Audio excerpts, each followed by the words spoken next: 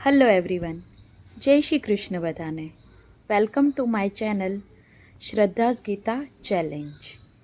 હવે આજનો તો મેં મારું ચેલેન્જ પૂરું કરી દીધું છું, પણ આજે એક હું નવો વિડીયો લઈને આવી છું.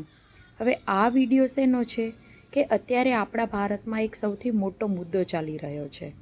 હવે આ મુદ્દો એટલો મોટો અને સેન્સિટિવ છે જે હું તમારા સાથે શેર કરવા માગું છું. આ મુદ્દો છે સીબીએસઈ બોર્ડમાં જે પેપર ચેક કરવામાં આવ્યા હતા ઓસીએમ મેથડ દ્વારા, એમાં એક મોટું સ્કેમ આવ્યો છે એવા ન્યૂઝ આવી રહ્યા છે.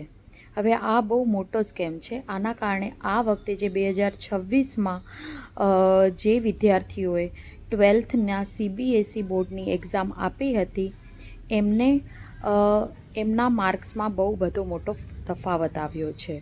એમના માર્ક્સ જે આવવા જોઈતા હતા એનાથી એમને ઓછા માર્ક્સ આવ્યા છે. હવે આ કઈ રીતે થયું હું તમને આખો મુદ્દો સમજાવું છું. હવે થયું એવું કે ગયા વર્ષે એક રીલ વાયરલ થઈ હતી. એ વાયરલ રીલમાં શું હતું કે ટીચર એક હતા જે ડાયરેક્ટ જ પેપર જોયા વગર જ ચેક કરી રહ્યા હતા, ખાલી ડાયરેક્ટ વાંચ્યા વગર જ ટીક મારી રહ્યા હતા. તો આના ઉપરથી આ રીલ જ્યારે વાયરલ થઈ ત્યારે લોકોને ક્વેશ્ચન થયો કે આ કઈ રીતે પેપર ચેક થઈ રહ્યા છે, જોતા જ નથી, બચ્ચાએ શું લખ્યું છે, ડાયરેક્ટ જ આવી રીતે, અને આમાં બહુ ગડબડ ગોટાળો થઈ રહ્યો છે. તો આ વાતનું ધ્યાન સરકારે એનો નિવારણ માટે ઓએસએમ મેથડ લઈ આવ્યા. ઓએસએમ મેથડ શું કહેવાય, પેપર ચેકિંગ માટે. ઓએસએમ મેથડ એટલે શું? On screen marking. બરાબર છે, ઓન સ્ક્રીન માર્કિંગ ચેકિંગ આપણે લઈ આવ્યા. હવે ઓન સ્ક્રીન માર્કિંગ શું છે કે આપણને ખ્યાલ છે કે પેન્ડામિક ટાઈમે આપણે સ્કૂલે નહોતા જઈ શકતા, અને 2020માં જ્યારે પેન્ડામિક પીરિયડ ચાલી રહ્યો હતો ત્યારે જે લોકોએ એક્ઝામ આપી છે એ લોકોએ સ્કૂલે જઈ પેપર નહોતા લખ્યા, ઘર બેઠા જ પેપર લખતા હતા અને પછી એની ફોટોકોપી આપણે અપલોડ કરીને સ્કૂલમાં મોકલતા હતા. ત્યારે આપણે એવી રિક્વાયરમેન્ટ હતી. પરંતુ આ ઓએસએમ મેથડમાં શું હોય કે એ એક ડિજિટલી પેપર ચેક કરવાની મેથડ છે કે જેમાં ટીચર્સની ચેક કરવામાં ભૂલો ઓછી થાય. ટોટલમાં જે મિસ્ટેક થતી હોય, ટીચર ઘણીવાર ટોટલ કરવામાં ભૂલ કરતા હોય કે 2 પેજ ચીપકી જાય તો વચ્ચેનો પેજ રહી જાય ચેક કરવાનો, આ બધી મેથડને ડિસોલ્વ કરવાના પર્પઝથી ઓએસએમ મેથડ ગવર્મેન્ટે લાવી હતી. પરંતુ આ મેથડ ગવર્મેન્ટ લાવી સારા જ માટે હતી, પરંતુ એમનાથી ભૂલ શું થઈ કે ગવર્મેન્ટે વિચાર્યું કે આપણે 2026થી આ મેથડ લઈ આવીશું. તો એમને જાન્યુઆરી, જ્યારે ફેબ્રુઆરી માર્ચમાં આપણા ફાઇનલ બોર્ડના પેપર ચાલુ થાય એના પહેલાં જાન્યુઆરીમાં એમને એક પાયલટ પ્રોજેક્ટ કર્યો કે આ પ્રોજેક્ટ સક્સેસફુલ જશે કે નહીં. તો પાયલટ પ્રોજેક્ટ એટલે શું કે ટ્રાયલ કરી કે અમુક સ્કૂલોમાં પ્રેક્ટિકલી પેપર લખાવડાવ્યા અને એનું ચેકિંગ કરાવ્યું. હવે આ પેપર દિલ્હીની 5 સ્કૂલોમાં જાન્યુઆરીમાં પાયલટ પ્રોજેક્ટ કરવામાં આવ્યો. એમાં દિલ્હીની ગવર્મેન્ટની સ્કૂલો હતી, પ્રાઇવેટ સ્કૂલો હતી, પછી કેવી સ્કૂલો, કેન્દ્રીય વિદ્યાલય સ્કૂલો હતી, અને બીજી હતી જવાહર વિનોદયની સ્કૂલો હતી, JVNની. બરાબર છે. આ 5 સ્કૂલોમાં પ્રેક્ટિકલી ત્યાંના સ્ટુડન્ટ પાસે પેપર લખાવડાવવામાં આવ્યા અને એને ઓએસએમ મેથડથી ચેકિંગ કરવામાં આવ્યું.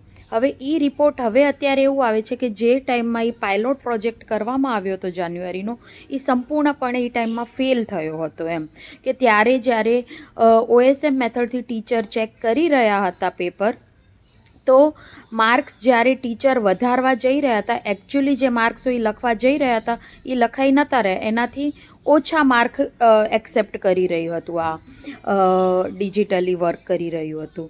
તો આ વાત એ 5 સ્કૂલોએ જે તે ટાઈમમાં કમ્પ્લેન બી કરી કે આ અત્યારે મેથડ રહેવા દો, જે ટેકનિકલ એરર આવે છે એ સુધારીને આપણે આવતા વર્ષે આ મેથડ આપણે એપ્લિકેબલ લાવીશું. પરંતુ એ વાતને દબાવી દેવામાં આવી.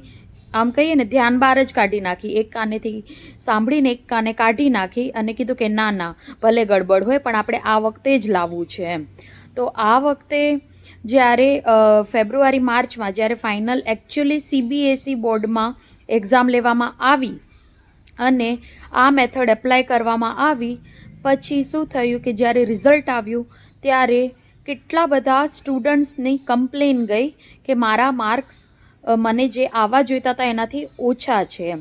તો આવી 2 લાખથી વધુ કમ્પ્લેન ગઈ.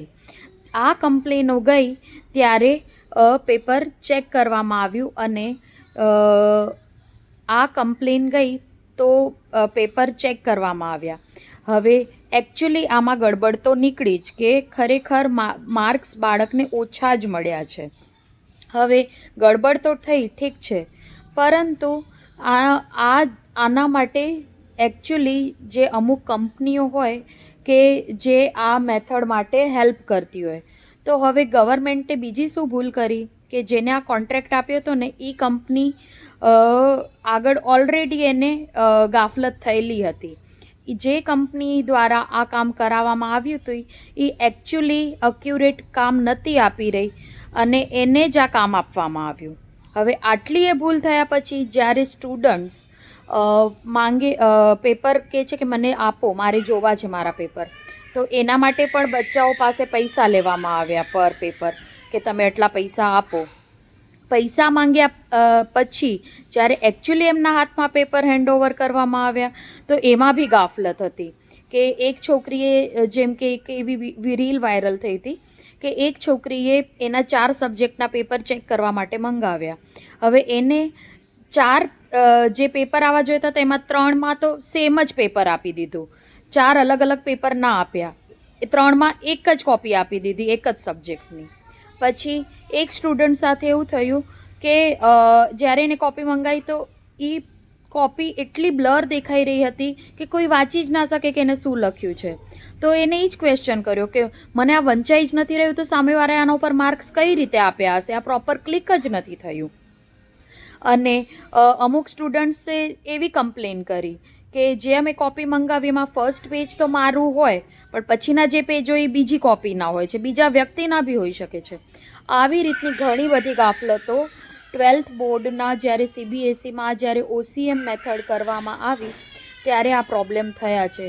એકચ્યુઅલી જ્યારે આ વાત મને ખ્યાલ આવ્યો ત્યારે મને પણ પોતાને નવાઈ લાગી કે આટલી બધી ગાફલત ચાલી રહી છે આપણા દેશમાં. 12માની એક્ઝામ એટલે જોઈએ ને તો બહુ જ મહત્ત્વની એક્ઝામ છે અને એના માર્ક્સ પણ બહુ જ મહત્ત્વના હોય છે કે જે આપણને આગળની લાઈન લેવામાં બહુ જ મોટો રોલ ભજવતા હોય છે. એટલે આ જે 12થના સ્ટુડન્ટ સાથે થયું છે એ તો એ જ લોકો એની કન્ડિશનને જાણી શકે, પરંતુ આવી ગાફલત માટે એકચ્યુઅલી બધા લોકોએ આ વાત આપણે સરકાર સામે રાખવી જોઈએ કે આવી ગાફલત ના થવી જોઈએ પરીક્ષા સ્ટુડન્ટ સાથે. આ એક અન્યાયની વસ્તુ છે. તો તમારું શું કહેવું છે આના ઉપર, પ્લીઝ તમે મને કમેન્ટ કરો.